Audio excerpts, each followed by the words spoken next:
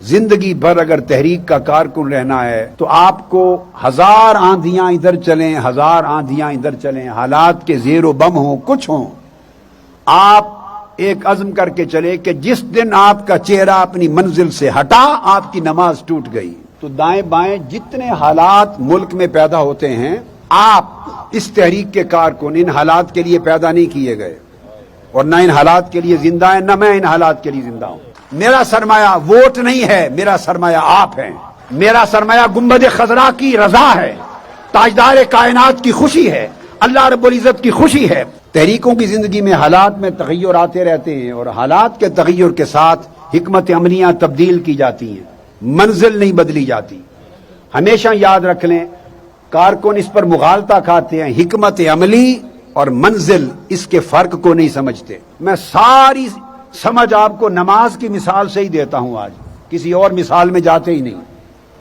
منزل ہے قبلہ کی جہت، تو جب آپ نماز شروع کرتے ہیں اینڈ تک ایک ہی حالت میں رہتے ہیں، کتنی حالتیں بدلتے ہیں، اسی کا نام نماز ہے۔ تو نماز میں آپ دیکھیے آپ کی حالتوں میں کتنا تغیر آتا ہے، کتنا تغیر آتا ہے۔ قیام سے قعود تک آتے ہیں، قعدہ خیرہ کرتے ہیں، پھر جا کے سلام پھیرتے ہیں۔ تو نماز کے حالت میں اتنے تغیرات کر کے بھی آپ کی نماز نہیں ٹوٹتی، کیوں؟ یہ سب نماز کی حکمت عملی ہے۔ نماز کے دوران وقتاً فوقتاً حکمت عملی بدلتی رہتی ہے، مگر نماز چلتی رہتی ہے، کیونکہ چہرہ اپنے منزل سے نہیں پھیرا۔ لہذا ضروری ہے کہ تحریک میں زیر و بم آئیں گے، حکمت عملی بدلے گی۔ ابراہیم علیہ السلام نے اپنی تحریک بغداد میں بابل سے شروع کی۔ کہاں سے شروع کی؟ بابل سے۔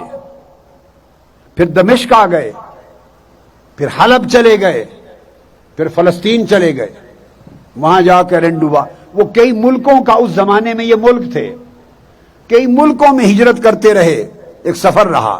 آقا علیہ السلام نے تحریک مکہ میں شروع کی، 13 برس کے بعد ہجرت فرما کے مدینہ گئے، یہود کے ساتھ ایک معاہدہ کیا، اہل کتاب کے ساتھ، اور جا کے سب سے پہلا کام معاہدات کے ذریعے اپنے تنظیمی نیٹ ورک کو مضبوط کیا، مواخات مدینہ کی اور اپنے تنظیمی نیٹ ورک کو مضبوط کیا، اور میثاق مدینہ کے ذریعے اپنی تنظیمی قوت کو مضبوط کیا۔ یہ اگلا سٹیپ ہے۔ اب آپ دیکھیے، کوئی کہہ سکتا ہے کہ آقا علیہ السلام نے منزل بدل لی، تحریک کا مقصد چھوڑ دیا، مکہ چھوڑ کے چلے گئے، مدینہ چلے گئے، یہودیوں سے معاہدہ کر لیا، اہل کتاب سے کر لیا؟ کوئی کہہ سکتا ہے؟ بولیے۔ نہیں، یہ سب وقت کی حکمتیں تھیں، منزل وہی رہی۔ پیغمبر کبھی اپنی منزل نہیں بدلتا، وہ اللہ کے اذن اور اس کی رہنمائی اور وحی سے، اس کی رہنمائی سے چلتا ہے۔ پھر جنہوں نے نکالا تھا ان کے ساتھ جنگیں ہوئی، جنگ بدر ہوئی، جنگ احد ہوئی، جنگ احزاب ہوئی، شہید ہوئے، قیدی ہوئے، معاملات چلتے رہے۔